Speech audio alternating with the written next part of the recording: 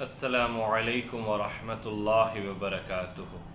میرے عزیز سامعین، میں ایک نئی کہانی استاد اور شاگرد کے عنوان سے آپ کے سامنے حاضر ہوا ہوں۔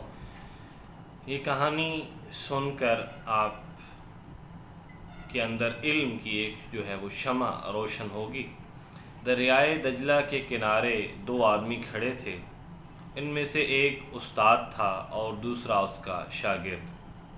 استاد نے شاگرد سے کہا، گھوڑے کو پانی پلاؤ۔ شاگرد نے حکم کی تکمیل کی اور جب گھوڑا اچھی طرح پانی پی چکا تو استاد نے کہا، اچھا یہ بتاؤ کہ کیا گھوڑے کے پانی پینے سے دریائے دجلہ کے پانی میں کوئی کمی واقع ہوئی ہے؟ تو شاگرد یہ سن کر بہت حیران ہوا اور بولا کہ نہیں استاد محترم، ایسا تو نہیں کہ اس میں پانی کی کمی ہوئی ہو۔ تو استاد نے یہ سن کر فرمایا، علم کی مثال بھی ایسی ہے، اس میں جتنا چاہو خرچ کرو مگر اس میں کبھی کمی واقع نہیں ہوتی۔ وہ استاد حضرت سلیمان فارسی رضی اللہ تعالیٰ عنہ تھے۔ آپ کے متعلق رسول پاک صلی اللہ علیہ وآلہ وسلم نے فرمایا کہ سلیمان میرے اہل بیت میں سے ہے۔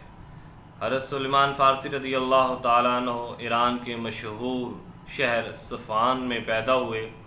آپ کا اصل نام مابا تھا۔ آپ کے آباء و اجداد آگ کی پوجا کرتے تھے۔ آپ کو ایک پادری نے کہا تھا کہ بیٹا، عرب کے ریگستان میں ایک نبی ظاہر ہوگا جو دین ابراہیم کو زندہ کر دے گا، تم اس سے ضرور ملنا۔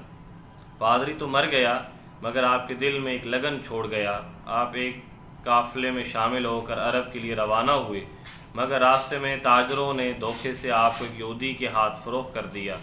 یہودی سے آپ کو اس کے چچا زاد بھائی نے خرید لیا اور وہ آپ کو لے کر مدینہ پہنچا۔ کئی برس گزر گئے اور جب حضور نبی کریم صلی اللہ علیہ وآلہ وسلم ہجرت کر کے مدینہ تشریف فرما ہوئے تو حضرت سلیمان فارسی رضی اللہ تعالیٰ عنہ فوراً آپ کی خدمت میں حاضر ہوئے اور حلقہ بگوش اسلام ہو گئے۔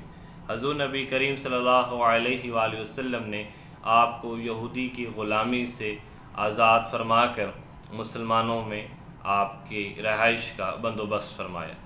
تو علم حضرت سلیمان فارسی رضی اللہ تعالیٰ عنہ کے بقول علم وہ جتنا آپ آگے دیں گے اتنا ہی بڑھے گا اور نکھرے گا، لیکن اگر آپ اس علم کو آگے بڑھاتے نہیں، آگے دیتے نہیں ہیں تو وہ یہیں پر رک جاتا ہے، ختم ہو جاتا ہے، علم ناپید ہو جاتا ہے۔